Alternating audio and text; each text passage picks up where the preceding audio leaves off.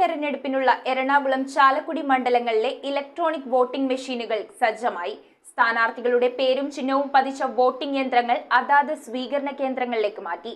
ജില്ലാ വരണാധികാരിയും ജില്ലാ കളക്ടറുമായ NSK ഉമേഷ് പ്രവർത്തനങ്ങൾ വിലയിരുത്തി.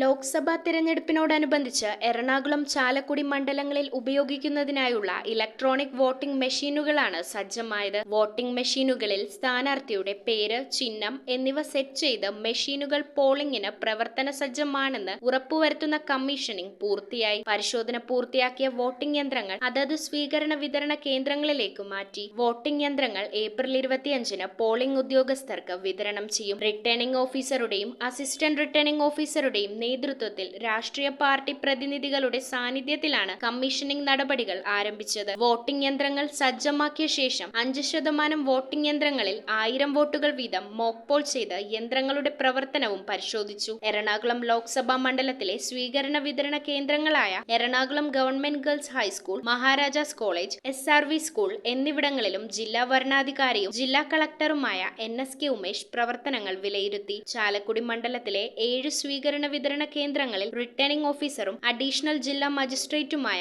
ആശ C. എബ്രഹാം കമ്മീഷനിംഗ് പരിശോധിക്കുകയും പ്രവർത്തനങ്ങൾ വിലയിരുത്തുകയും ചെയ്തു. News bureau, Ernakulam.